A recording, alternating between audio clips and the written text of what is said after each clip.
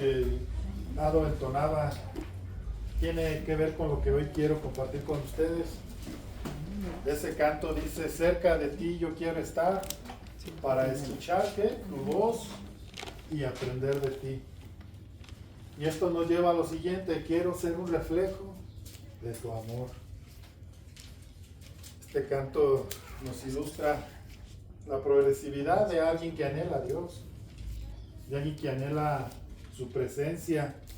No pasará por desapercibido, ni su vida quedará en una situación de sin crecer, digámoslo.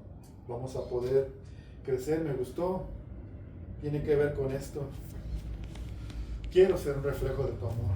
Esto es a lo que debemos de llegar todos, a ser un reflejo de Él. Y como introducción me gustaría que leyéramos este pasaje que les acabo de dar, Mateo 6:6. ¿Qué dice?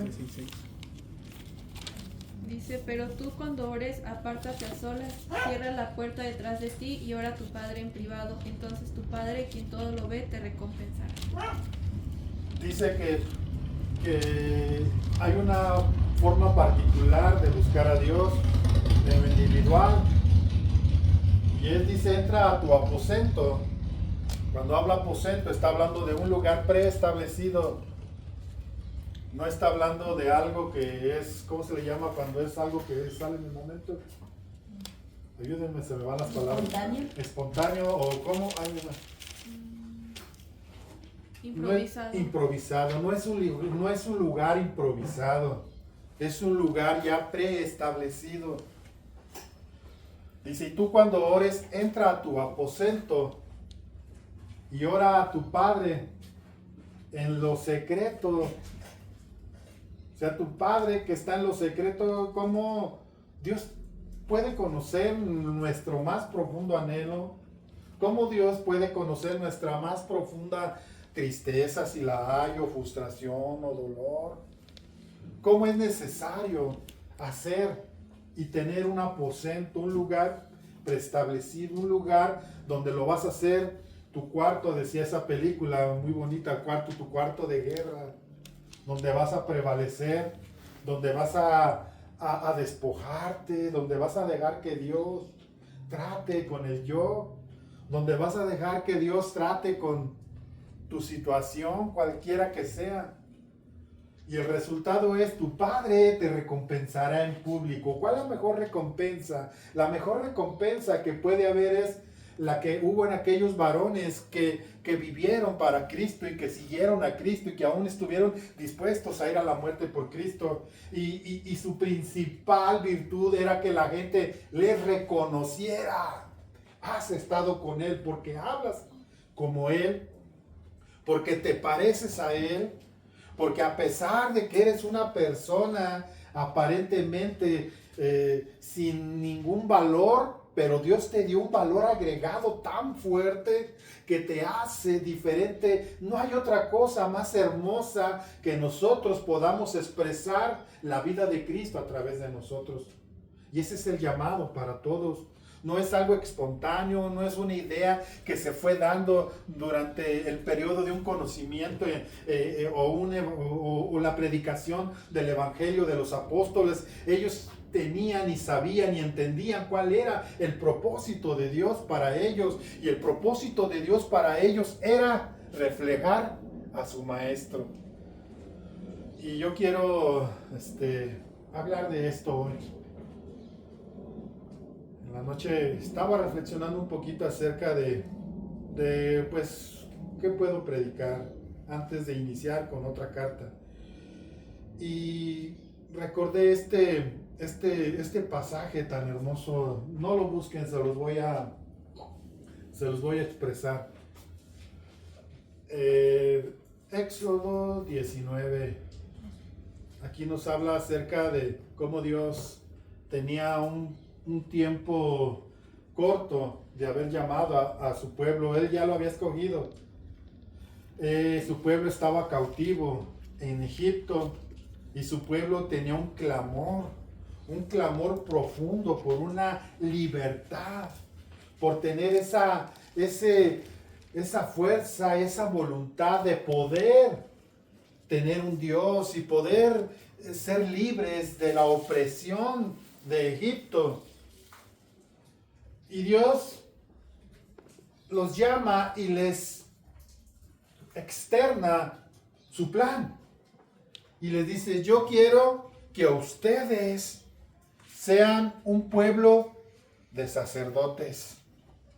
Sean un pueblo cuyo su más grande virtud sea el ser testimonio para las naciones. Quiero que ustedes sean un pueblo de testimonio para los demás. No había ley, todavía no había mandamientos, pero el énfasis que quiero dar es en la persona de Moisés. Moisés fue un hombre escogido para traer libertad a Israel de la opresión de Egipto y para mostrarle su plan perfecto para que el pueblo de Israel pudiese darle la gloria a Dios y no dársela a un libertador, en este caso a un hombre que fue escogido para ser un libertador, pero solamente como un instrumento de la gracia de Dios, para con un pueblo cautivo. Moisés representa una personalidad que Dios tuvo que tratar. Y muchos de nosotros, Dios tiene que tratar. Dios le dice a ese pueblo, miren, ya salieron de Egipto, ya tuvieron algunas situaciones donde molestaron a Dios por su necedad, por su terquedad, pero Dios le sigue diciendo, ustedes son mi pueblo, yo los elegí, yo los escogí y yo quiero que ustedes tengan un sello distintivo, quiero que sean diferentes, quiero que ustedes sean los que den testimonio de primera mano de quién es el Dios que los sacó de la tierra de servidumbre. No había, como les dije antes, no había ley ni había mandamientos, pero Dios les dice, pero sí les voy a poner un límite. Voy a llamar a mi siervo para que él hable conmigo. Pero no es solo para que hable conmigo, sino para testimonio a ustedes. Para que ustedes vean cómo me manifiesto a ustedes a través de Moisés.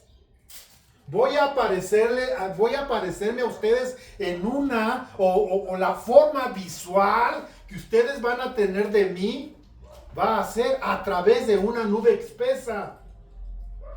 Cuando ustedes vean esa nube espesa, ustedes en 3 días lo que deben hacer es lavar sus vestidos solamente. No les pido más que lavar sus vestidos y no pasar del límite que les doy. No los estaba llamando a que no tuviesen una responsabilidad de una búsqueda en Dios. Lo que Dios quería que ellos entendieran es que ellos tenían que tener un temor reverente delante de Dios.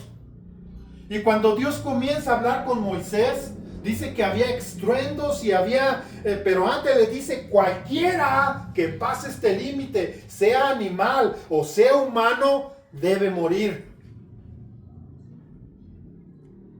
A veces nosotros pensamos que los límites son simplemente cuestiones para quitarnos un deleite o para quitarnos el derecho de hacer algo, pero Dios es más sabio que nosotros y Dios quiere que a través del temor que nosotros le tengamos a Él haya un crecimiento, haya un conocimiento de Él.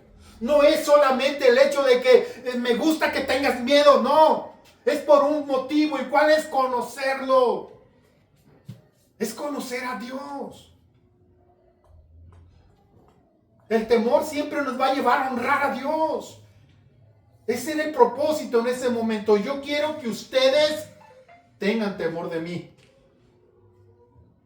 Y comienza Dios a hablar con Moisés, dice que había estruendos. Y se oía cómo tronaba la voz de Dios, una voz tronante y tan potente y tan fuerte que el pueblo de Dios estaba temeroso y veía la gloria de Dios a través de esa nube espesa y podían comprender que Dios es. Pero miren lo hermoso de esto es cómo Dios a través de la vida de Moisés va en una progresividad. Dios lo escogió y le dice, mira Moisés, no quiero tu fuerza, no quiero tu sabiduría, no quiero tu elocuencia.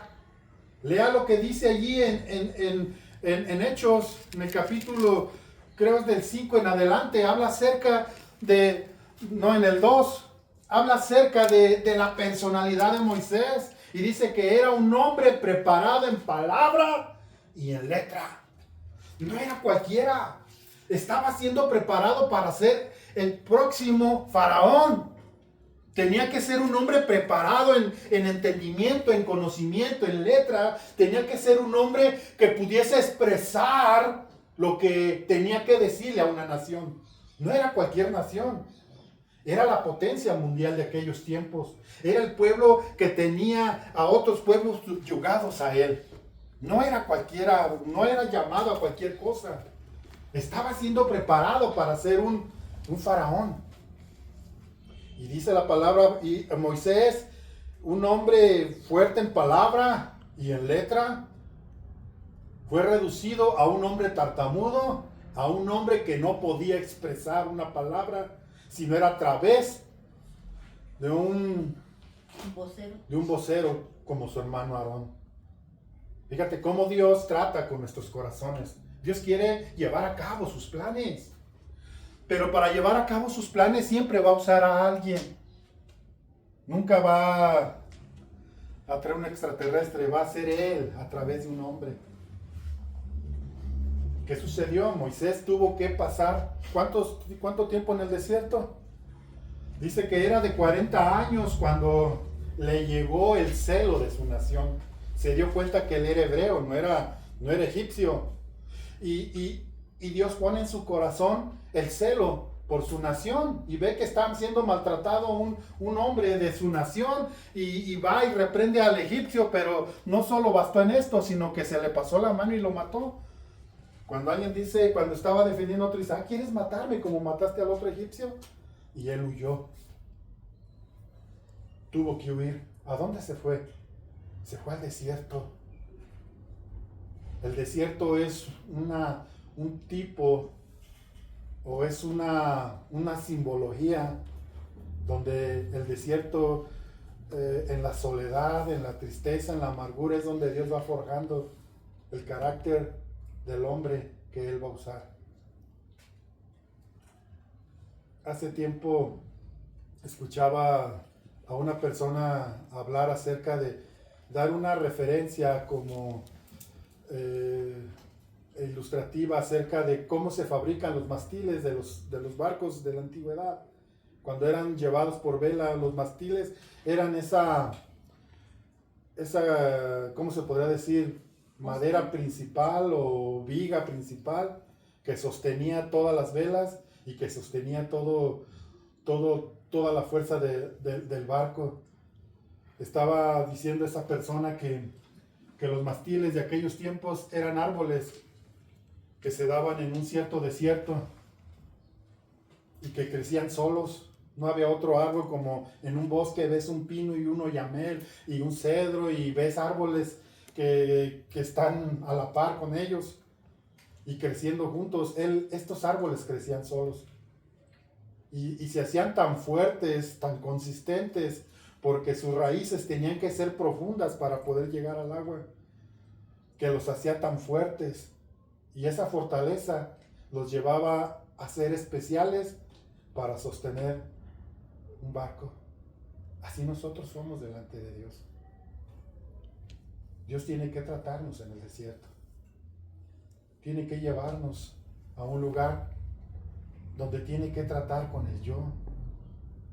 Donde tiene que tratar con aquellas cosas que están en nosotros y que deben de irse.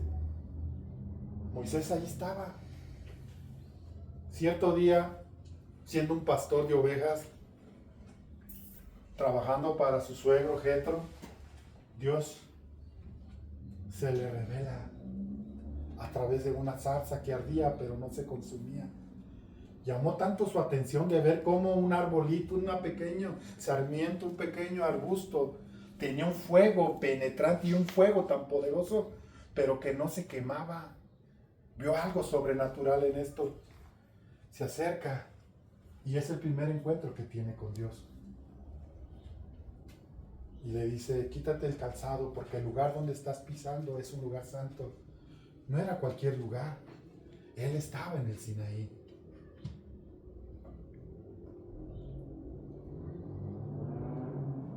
Cuando tú quieras conocer a Dios, tienes que preestablecer un lugar donde tú te vas a encontrar con Él.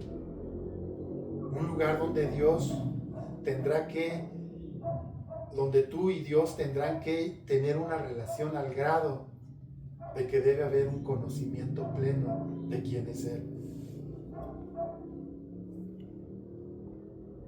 Moisés y Dios, el aposento donde Dios habló a Moisés fue el Sinaí, el monte Horeb.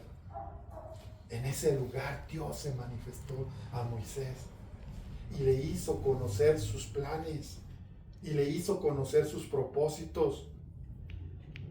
Ahí fue donde él comenzó a conocer a Dios.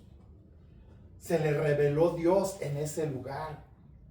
Dios no se te va a revelar si no preestableces un lugar donde tú te vas a encontrar con Dios. Dios no va a tener ese tiempo para ti ni tú para Él si no existe este momento en el cual tú y yo tenemos que buscar a Dios y preestablecer, no improvisar, no ser como aquel varón llamado Saúl que solo buscaba a Dios cuando su situación era adversa. ¿Por qué había una diferencia entre David y Saúl? ¿Por qué Dios dijo, me he provisto de un mejor rey? Me he provisto de un mejor hombre. Porque David había preestablecido un lugar donde él se encontraba con Dios. Había un límite que Dios le había puesto al pueblo de Israel, pero lo que quería Dios era que el pueblo temiera.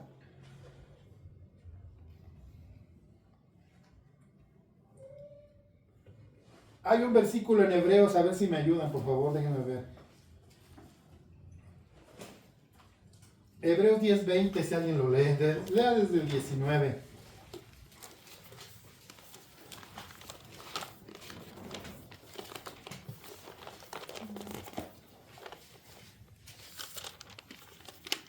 Entonces, hermanos, puesto que tenemos más confianza para entrar al lugar santísimo por la sangre de Jesús, por un camino nuevo y vivo que Él inauguró para nosotros por medio del velo, es decir, su carne. Cuando nosotros somos llamados como pueblo, como iglesia, Dios establece que nosotros podemos tener comunión íntima, plena, sin ninguna traba. Simplemente Él abrió el velo. Dice que Él, a través del velo, había sido establecido un lugar donde Dios moraba. Y era el lugar santísimo. Era un lugar limitado. Solo podía entrar un hombre al año. Y tenía que ser el sumo sacerdote. Pero cuando Jesús, a través de su sangre,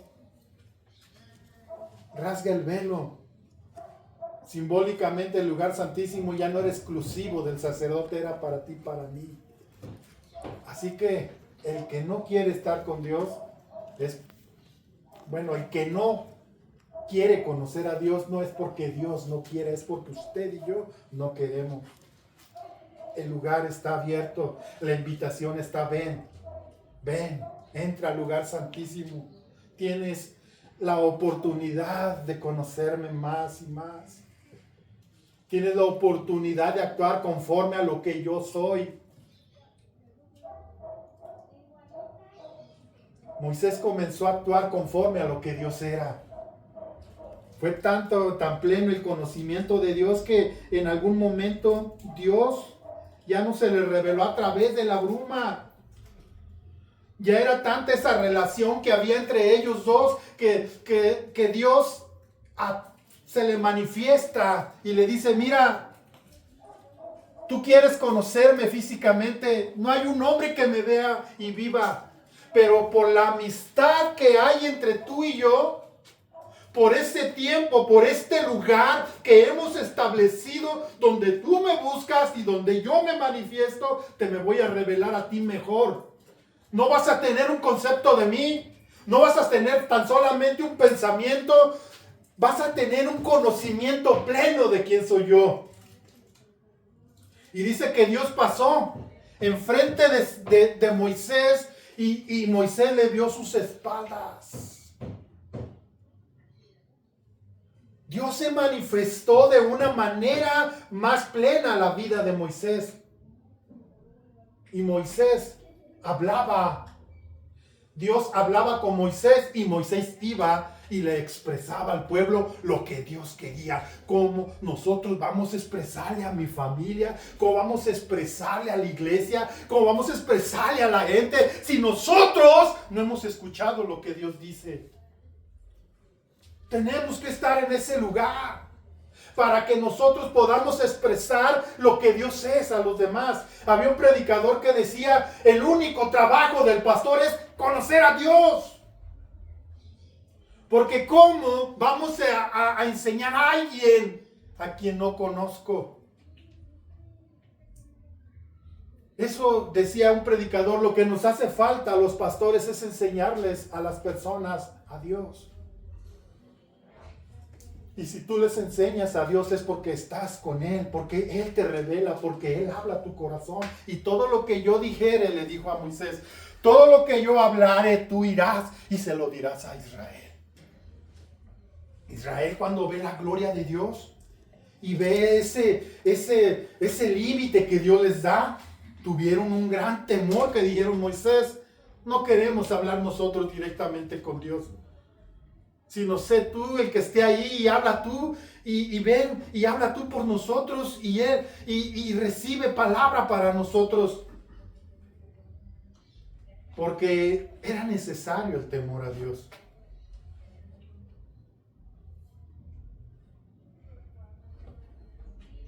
Vamos a leer, por favor.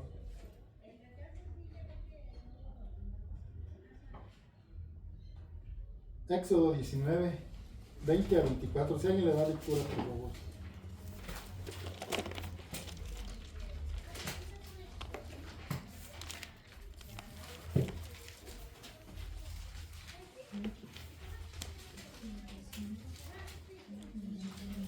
Esta es la primera vez que Moisés, después de haber tenido ese encuentro de la zarza ardiendo, sube al monte donde Dios ¿Dónde? Perdón. Es Éxodo 19, 20 al 24. Si alguien le da lectura, por favor. El Señor descendió sobre la cumbre del monte Sinaí y llamó a Moisés a la cima. Así que Moisés subió al monte. Entonces el Señor le dijo a Moisés, baja de nuevo y advierte al pueblo que no traspase los límites para ver al Señor, porque quien lo haga morirá. Incluso los sacerdotes que se acercan al Señor con regularidad deben purificarse para que el Señor no arremeta contra ellos y los destruya. Pero Señor, protestó Moisés, la gente no puede subir al monte Sinaí. Tú ya nos lo advertiste, me dijiste, marca un límite alrededor del monte para que quede apartado como santo. Bueno. Lo primero que escucha Moisés de Dios es baja y dile a tu pueblo. Hay límites. Dios va a establecer límites. Es por tu bien y por mi bien. No es porque Dios nos quiera ver. Dice por ahí, cuando yo estaba joven, me decía una persona que era compañero de trabajo y me decía, oye, ¿a qué vas a la iglesia? Digo, ¿por qué la hace ahí? Ahí nada más todo te prohíbe. Yo no veo que vayas a los jaripeos, yo no veo que tomes vino, que andes con nosotros tomando cerveza, no vayas, estás echando a perder tu vida. Yo le dije, ¿sabes qué? Todo esto lo hago no porque me prohíben, sino porque sé que esto agrada a Dios. El temor nos va a llevar a agradar a Dios y no a los hombres. Los hombres siempre te van a expresar una forma de cómo vivas tu vida. Y te van a quizás a criticar y a decir, no hombre, tú estás desperdiciando, goza ahorita que eres joven, goza ahorita porque vas a llegar a viejo. ¿Sabes qué? El rey David decía, joven fui y he envejecido. Y nunca he visto un justo desamparado, ni su descendencia que mendigue pan. Fue un varón que desde su juventud honró a Dios. Tuvo las oportunidades que pueden tener los jóvenes hoy en día, pero él decidió honrar a Dios. José, un joven, dice que era de una apariencia física hermosa. La mujer de Potifar lo quiso aludir a buscar a Dios. ¿Y sabes qué hizo él? Él huyó. Porque es mejor honrar a Dios. Y el temor a Dios nos va a llevar a esto. Los límites son para esto, para honrar y temer a Dios. Y luego busquen por favor Éxodo 24.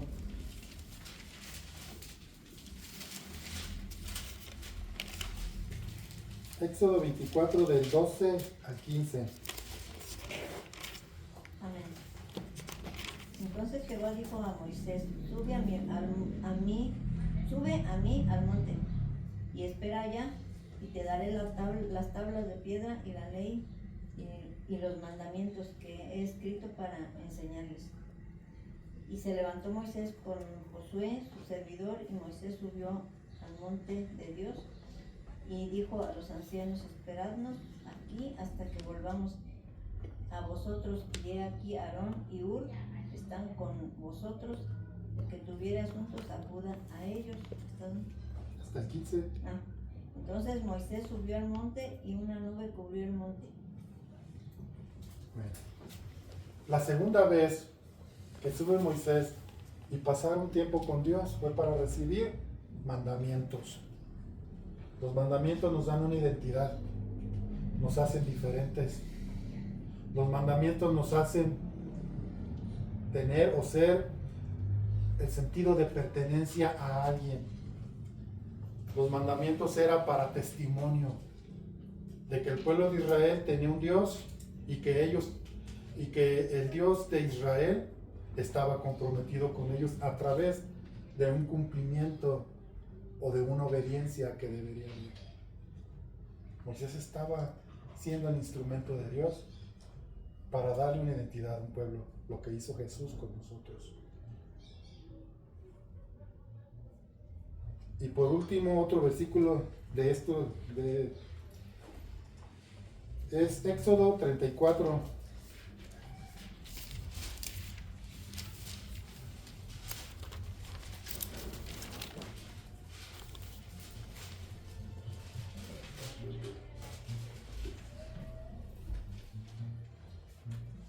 Éxodo 34, 28 y 30, de 28 al 30. Moisés se quedó en el monte con el Señor durante 40 días y 40 noches. En todo este tiempo no comió pan ni bebió agua, y el Señor escribió en las tablas de piedra las condiciones del pacto, los 10 mandamientos.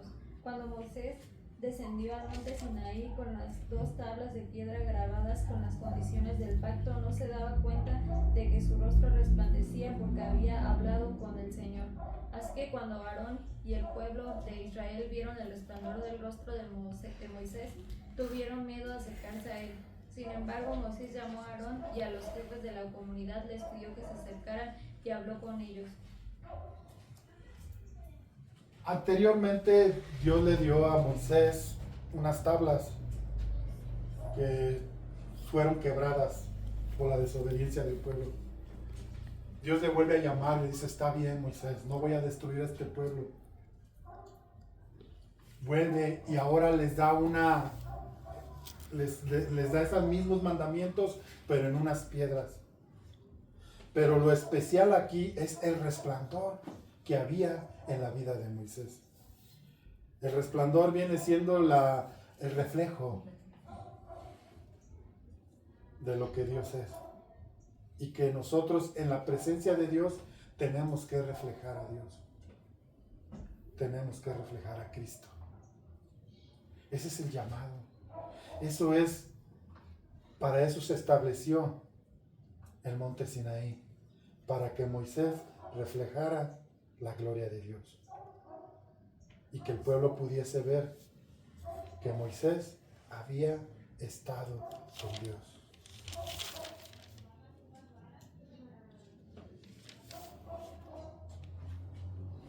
Quiero enfatizar en esto. Si nosotros no tenemos preestablecido un lugar donde nos vamos a encontrar con Dios, te voy a decir algo con todo mi corazón, nunca vas a reflejar quién es tu maestro. Dios no se va a revelar a ti. Entonces, vamos a tener una imagen distorsionada de quién es Cristo. Como hoy en día, muchos han hecho a Cristo o han hecho de Dios un Dios a su conveniencia, un Cristo a su conveniencia, donde nosotros muchas veces abusamos de la gracia de Dios. Y me gustaría leer Jeremías 9:23 al 24.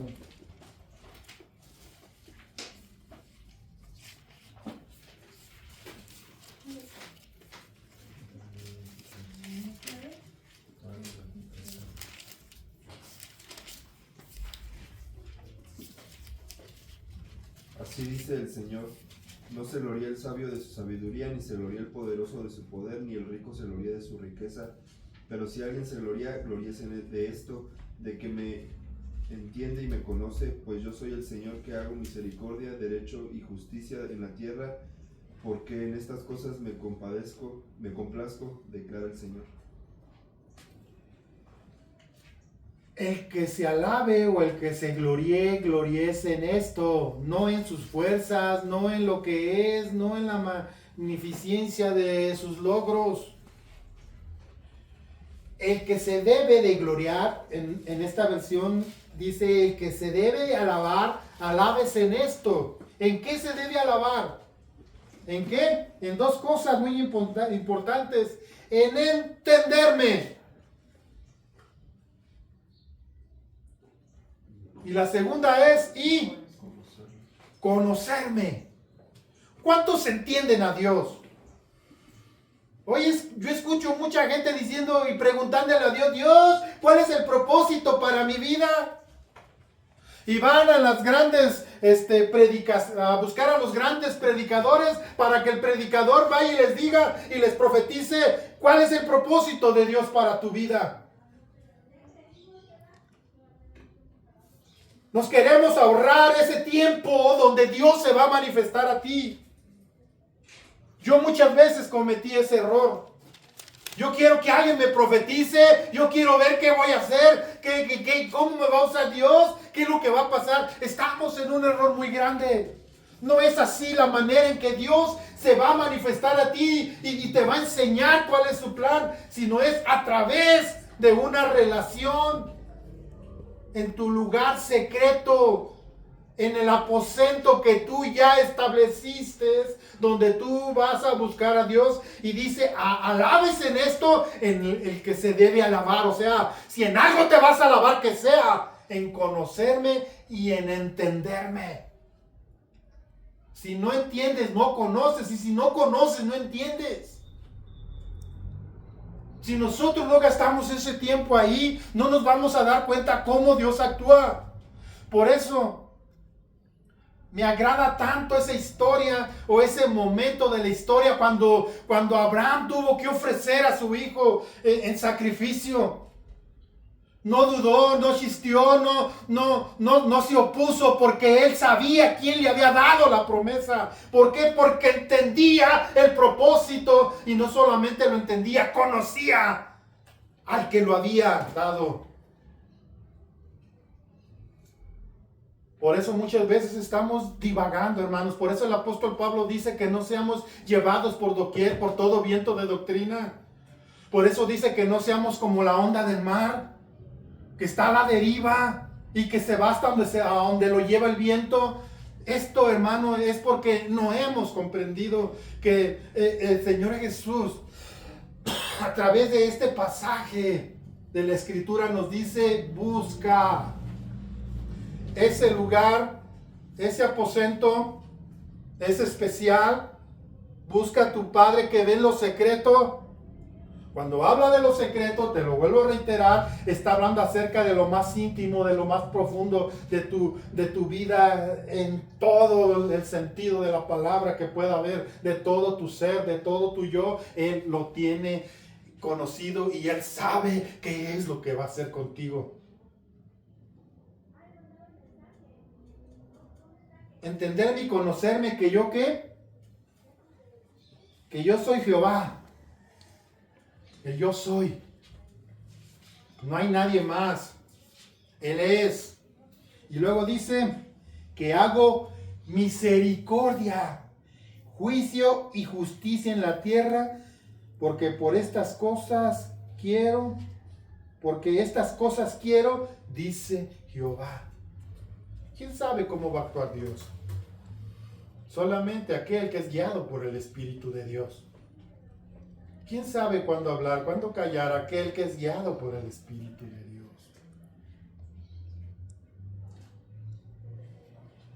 Y por último, me gustaría, Segunda de Crónicas. Esta es la culminación de un pacto que Dios está haciendo con Salomón. La intención de David era prepararle una casa a Dios.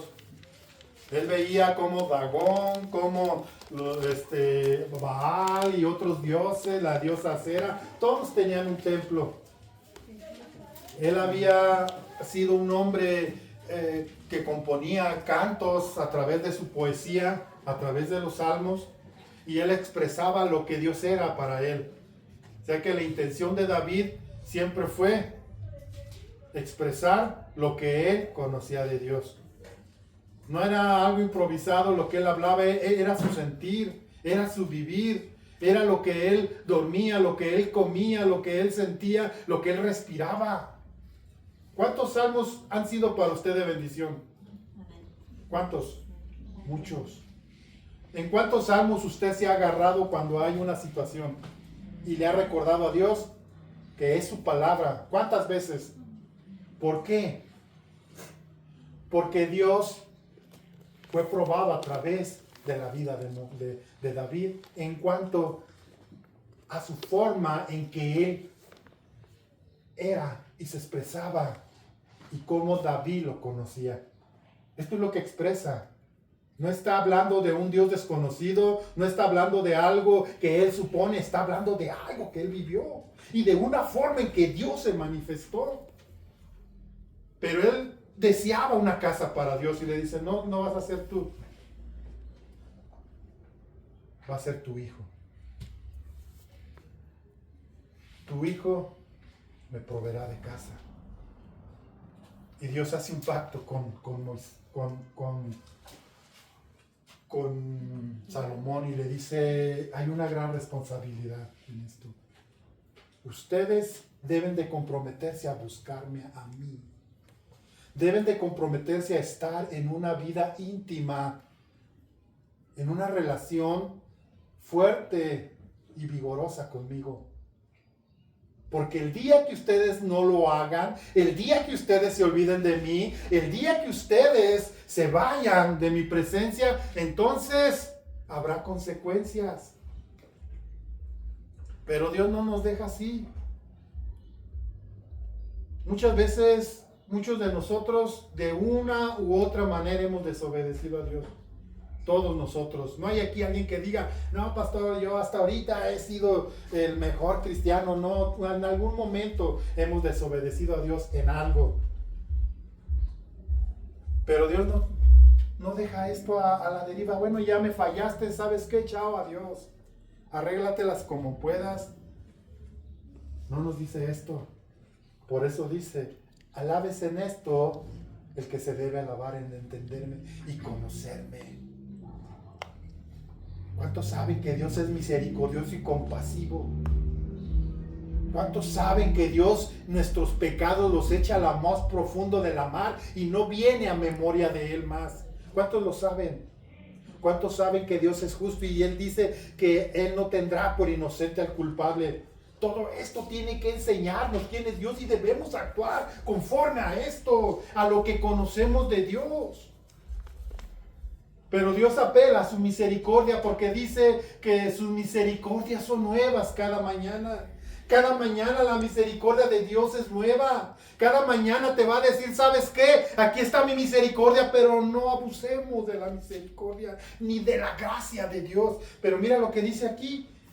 Segunda de Crónicas 7:14. Si alguien le da lectura, por favor.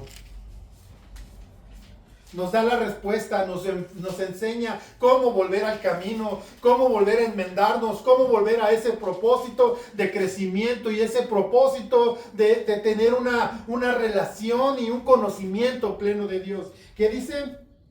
Pero si mi pueblo que lleva mi nombre se humilla y ora, busca mi rostro y se aparta de su conducta perversa, yo oiré desde el cielo, perdonaré sus pecados y restauraré su tierra. Si se humillare mi pueblo.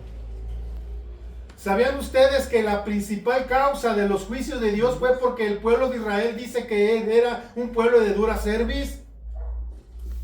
¿Qué es dura cerviz? La cervical. Ellos no honraban a Dios ni le daban la gloria.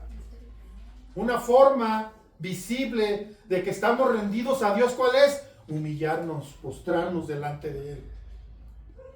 Ese era el principal motivo de todos los juicios de Dios de Israel, un pueblo de dura cerviz, un pueblo rebelde. Pero aquí nos dice cuál es la forma correcta de acercarnos a Él. Número 1, humillarnos. ¿Qué es humillarnos? Reconocer.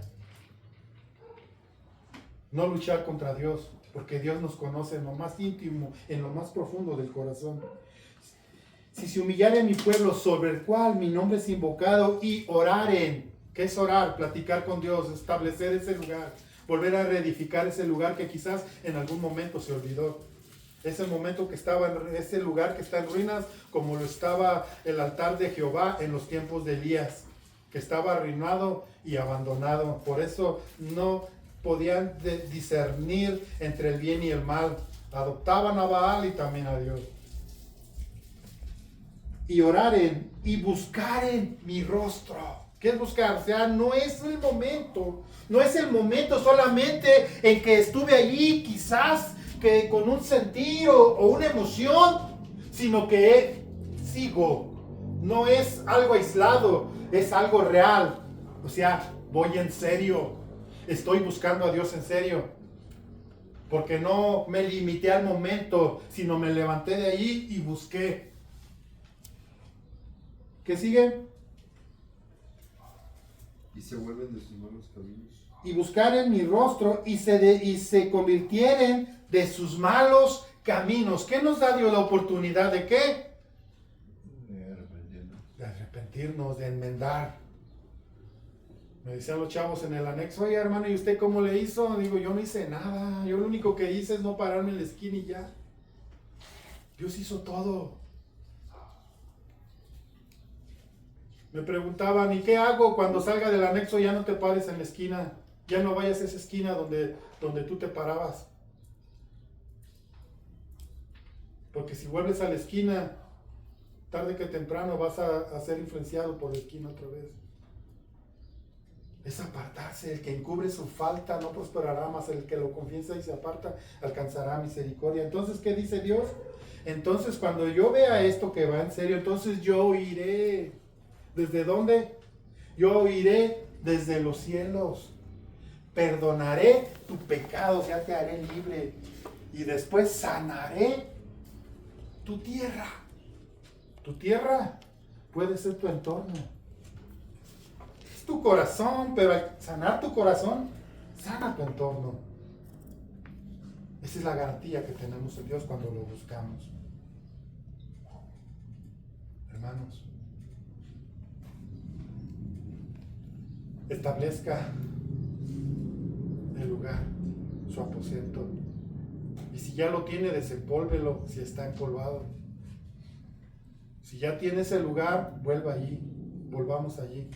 Porque ahí es donde Dios nos da la garantía de poder estar bien. Cierren sus ojos.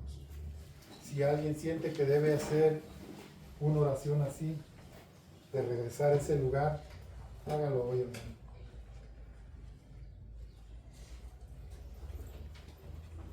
Hágalo. No necesita pasar las horas ahí.